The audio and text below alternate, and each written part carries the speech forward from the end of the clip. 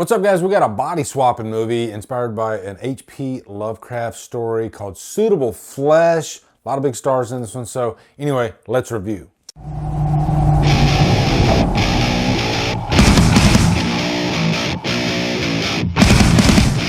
Suitable Flesh stars Heather Graham, Barbara Crampton, and is directed by Joe Lynch. What's up, guys? Another brand new 2023 horror review. The onslaught of decent to great horror movies coming out this month. I can't keep up. It is insane. I'm probably going to keep saying that, but I just got another screener for Suitable Flesh. Huge Barbara Crampton fan. Got some big stars in this one. Heather Graham is our main character, directed by the great Joe Lynch. And it's a body swap movie. That's pretty much what it comes down to. So yeah. Really? Italian, come on. Yeah, come on.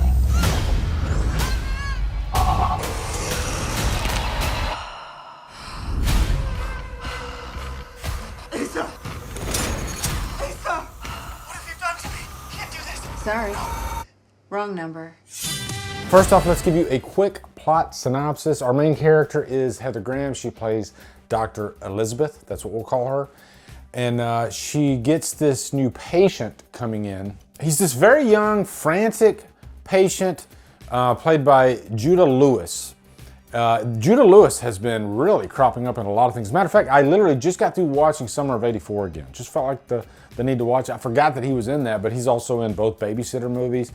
I mean, the guy is definitely getting a lot of work, and he has a prominent role in this movie. When he shows up, he looks like, you know, he's just in a very weak, vulnerable, frantic mode. And then all of a sudden, you can tell that there's, it almost looks like a seizure. But then he starts convulsing and he has these like seizure type fits, and he becomes a completely different person. And you definitely notice it in his mannerisms, but also he has a hand that really just goes numb, you know, kind of like a handicapped hand. Right, and so that's kind of the signature, and that's where the, I guess we'll call it the entity, takes hold. So our main character, Dr. Elizabeth, she feels concerned about this patient, and she kind of follows him, even maybe stalking him. There is definitely an attraction going on there as well, and that's because the entity that's in him is just very confident, very forward. And maybe she has some things going on in her own life that aren't really working out. And so then she becomes kind of intoxicated with this entity that is in this young person. Trying to think back, I don't even know if it gives him a name in this movie, because when I look on IMDb, I don't see a name listed. But the entity wants to go from his body to her body. Okay, so there are a few different bodies, and basically this movie is about this entity just trying to get from one body to another. It's also very sexually motivated. You would even say, like, there was a part of this movie, like maybe the first half, where I was like, this is almost like one of those B-movie, like soft core, not really porn, but you know what I mean? It's just like, remember back in the 90s, you had these really like sexually explicit thrillers, erotic thrillers. I guess you could put it in that category, with a little bit of a sci-fi element. Hell, you could even like kind of compare this to like Species. Remember the movie Species with Natasha Henstridge, where she gets naked like throughout most of the movie? It doesn't go that far, but you definitely get that vibe from this movie, you know? Now, Elizabeth has this husband played by Jonathan Stretch, who was also in the Prom Night remake. God, I love that movie. You know, he pretty much plays your standard husband type role. And I think Elizabeth, she starts freaking out when the entity starts trying to get to other parties like him. And so she starts becoming really protective of him. And so this is just one of those cause and effects type movies. But it doesn't hold back. It's just very frantic in nature, thanks to the great direction by Joe Lynch.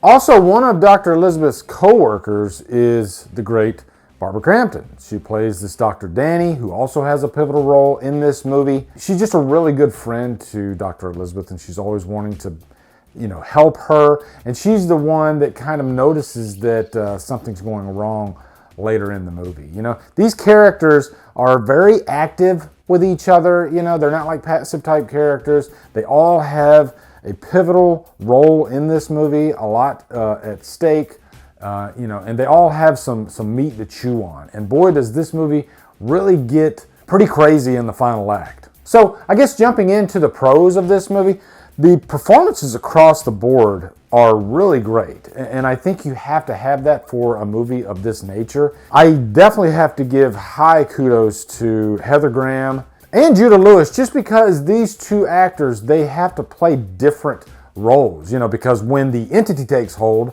it's just very arrogant. You know, these are characters that we love. Pretty much, it acts like the devil would act, right? That's pretty much what it does. And that's just a fun character to play. And I can imagine when, like say Heather Graham, when she got to jump into that role, she looks like she's just having a blast playing that role, you know? Whereas her normal self in the movie, you know, she's just a very caring psychiatrist.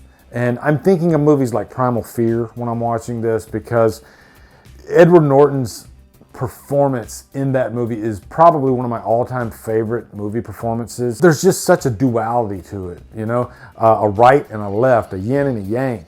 I love characters like this that are played by one actor, and you get a lot of that in this movie. It definitely keeps you on your toes. And there's a moment in the movie, especially in the final act, when the entity is trying to be dealt with, and it gets pretty graphic and pretty bloody. This entity, who knows how long it's been on Earth? You know, they kind of touch on that too without actually spelling it out. It could have been on Earth for freaking 1,000 years, who knows? And it's just been going from body to body to body to body. So I like that they don't spell out anything, so you can kind of form your own conclusions there, but it's really, really hard to kill, okay? And you'll see that in the movie. And I must say, I love Barbara Crampton's performance in this too. I'm just a massive Barbara Crampton fan. And there's a little wink and a nod to Reanimator in here too. But I like that they give her a lot to do in this role, because again, that entity, it could jump to anybody, right? And so you have to have an actor that can handle, you know, that type of heavy lifting. And Barbara Crampton is more than capable of doing that. Also, I love the practical effects in this. I think, if I'm remembering correctly, there might have been a little bit of CGI, but I think, and I could be wrong, I think most of this is just all practical effects. But not just that, also the camera work, you know, especially when they're dealing with the scenes of the change, you know, the seizure-like scenes. I guess there's quite a few different ways you can handle a scene like that. And this one, it can definitely make you feel uncomfortable. You know, I think Joe Lynch is just trying to show how painful the change is, and they even touch on that in the movie. Like, the first one's always the most painful, and then the more you do it, the more you get used to it. But this movie's just really fun, you know? Just never knowing where this entity is gonna go. It's just highly unpredictable. I think some of my favorite scenes are definitely when you're in the padded cell, and how's it gonna get out?